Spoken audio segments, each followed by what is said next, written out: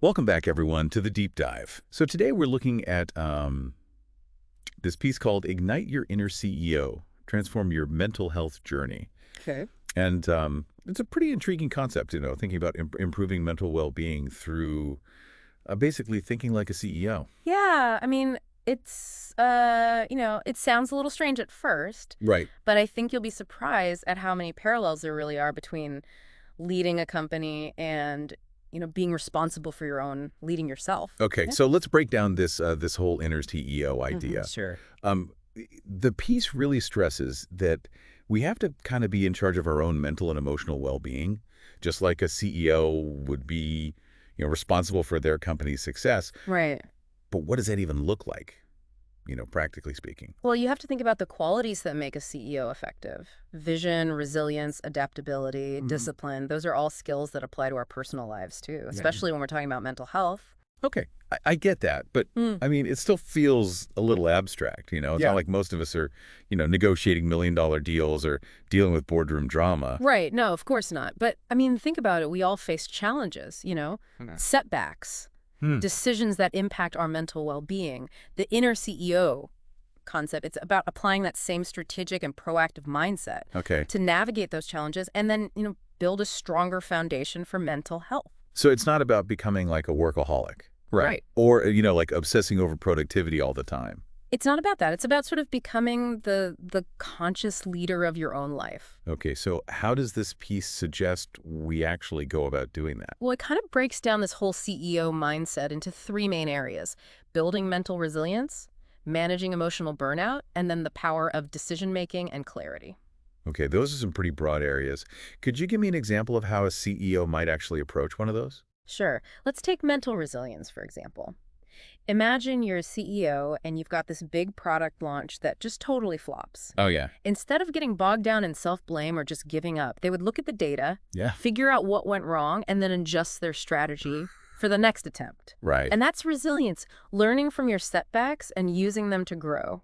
So how do we apply that to like, a more personal setback, like let's say a job rejection Yeah. or a relationship ending? It's the same principle. Instead of just dwelling on those negative emotions, Right. we can ask ourselves, okay, what can I learn from this experience? Yeah. What can I do differently next time? And that way we're shifting our focus from, feeling defeated to finding ways to grow, just like that CEO would. That's powerful. Reframing that failure as a learning experience. Right. What about when we're feeling just totally overwhelmed Mm. or burnt out? I mean, even Right. CEOs must hit that wall sometimes, right? Of course. Absolutely. And that's where managing emotional burnout comes in. A smart CEO, they recognize the signs of burnout, in themselves and their team, Hmm. and take steps to prevent it. Okay. Setting boundaries, delegating tasks, Right. prioritizing self-care activities, things like that. So it's about recognizing that we're striving for the CEO effectiveness, Right. but we're not superhuman. And Exactly. rest and recharging are part of, long-term success. Exactly. And that kind of leads us to that third area, the power of decision-making and clarity. CEOs, they're known for making tough decisions, often with limited information. Right. They learn to trust their instincts, weigh the options, and then take decisive action, even when it's uncomfortable. That decisive action part really resonates with me. I tend to overthink things a lot, Yeah. and it just leads to more anxiety and more indecision. Overthinking. Yeah, that's a common trap. Yeah. But it can really be paralyzing. The piece actually mentions this technique called the 5-second rule, which basically encourages you to take action within 5 seconds of having an impulse Okay. before that self-doubt can creep in. Mm. It's about building that CEO-like muscle of trusting your gut and moving forward. I love that. So we've got these three core areas where that CEO mindset can really, make a difference. Building resilience, Yeah, managing burnout, and then making decisions with clarity. exactly. But how do we actually put all of this into practice in our everyday lives? Yeah. It still feels kind of overwhelming. Yeah, I can see that. It is overwhelming. It's like, okay, I get it, Yeah. but how do I actually like fit it into my life? Right. Well, that's where this piece gets really practical. Sure. It talks about this idea of a mental health blueprint, Okay. which is essentially like a personalized plan for developing mental strength. Okay. Kind of like a CEO would have a strategic plan for their company. Interesting. So what does this blueprint look like? It's got two main parts. First, it really emphasizes the importance of daily habits Mm. that support mental well-being. It calls them CEO level habits. Okay. CEO level habits. I kind of like that. Yeah. Yeah, It sounds intentional and Ugh. effective. it is. So what are some of these habits? So the first one is what it calls the morning mindset check-in. Yeah. And it's all about, setting the tone for your day. Yeah. So that could be like a few minutes of meditation or journaling, Mm-hmm. or even just taking a moment to think about your goals for the day. I see. I see. Starting the day with like a clear and positive mindset, Exactly. that can affect everything else. It really can. I've tried to do that meditation thing in the mornings, Mm-hmm. but I get distracted. Yeah, I hit the snooze button. sure. Consistency is key. Yeah. Even if you just start with 5 minutes a day, Right? that can make a difference. Think of it like an investment. Yeah. Like a CEO wouldn't just skip their morning strategy meeting. Right. Yeah. You can also like set a reminder or use an app. That's true. Yeah. Right. Okay. What's the next habit? All right, so next is something I think we all know we should do, Mm-hmm. but we don't always prioritize it. Exercise and movement. Oh, It doesn't have to be anything crazy, like Right. even just going for a walk, taking the stairs. Love stretching. Yeah, even stretching can have a huge impact on your mood and energy. I totally agree. I always feel so much better after a workout, Mm-hmm. but it's like finding the time and the motivation. I know. Well, that's where scheduling comes in. Okay. Yeah, just like a CEO would block out time for a meeting. Yeah. You block out time for movement, Yeah. even if it's just for like 15 or 20 minutes, Mm-hmm. and you just treat it like an appointment with yourself, I like that. Yeah. An appointment with yourself. Yeah. Perfect. Okay, what's next? So the third one is journaling and gratitude. Okay. Taking a few minutes each day to just think about what you're grateful for. Yeah. It's really powerful. It helps shift your focus from, all the stressful stuff Yeah. to what's good in your life.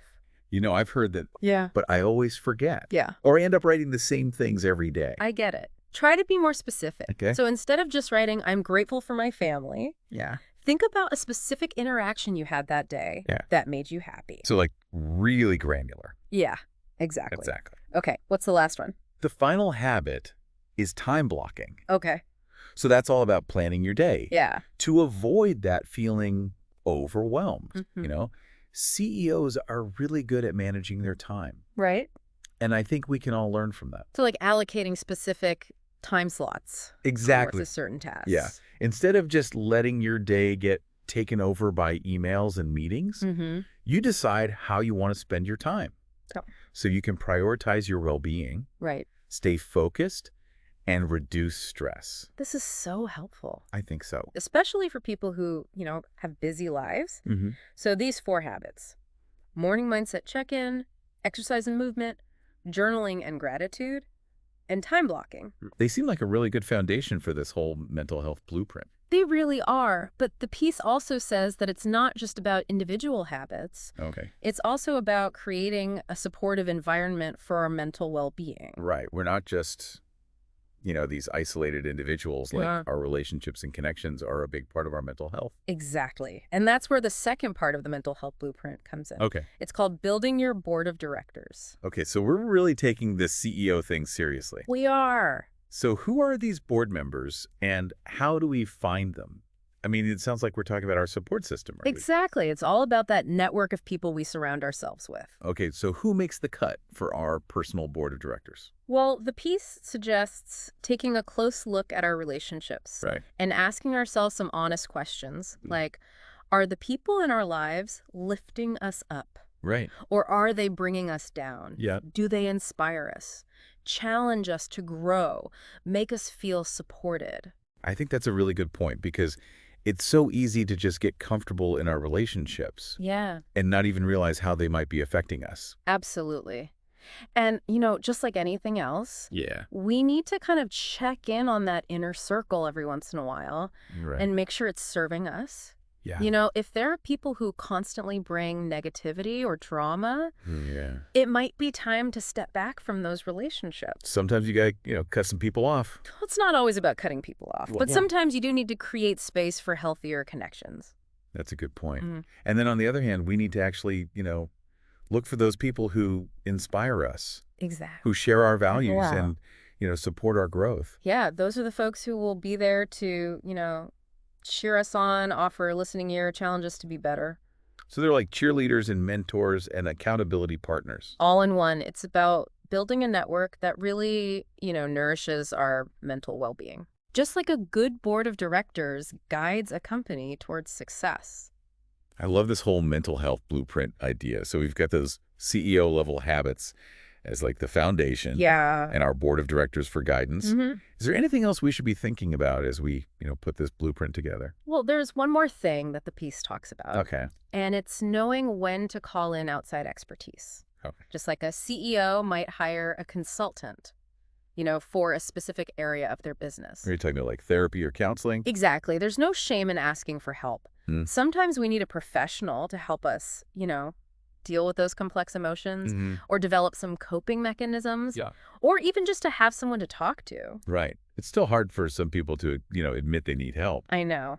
But it's important to remember that it's a sign of strength to ask for help. Yeah, absolutely. And just like a CEO wouldn't hesitate to invest in something that would benefit their company, Right. we shouldn't hesitate to invest in our own well-being. Very well said. I'm really struck by how empowering this whole inner CEO concept is. Yeah. It's like a reminder that we actually have more control over our mental health than we think we do. Yeah, it's about taking ownership of our well-being, Yeah. developing those leadership qualities, Mhm. creating that supportive environment that allows us to thrive. Absolutely. I want to hear from you, our listeners, what resonated most with you from today's deep dive. What part of this mental health blueprint are you most interested in? Yeah. And what's one small change you can make today to start embracing your inner CEO? Maybe it's trying out one of those CEO level habits, Yeah. or talking to a supportive friend, Right. or maybe even, scheduling that therapy appointment you've been putting off. Yeah. You really are the CEO of your own life. You have the power to create positive change. Yeah. And one last thought for you to consider. Imagine you're giving your inner CEO a pep talk. What would you say? What words of encouragement would you Hold offer? on to that vision. And trust in your own ability to lead yourself towards a more fulfilling and mentally healthy life. Thanks for joining us on the Deep Dive.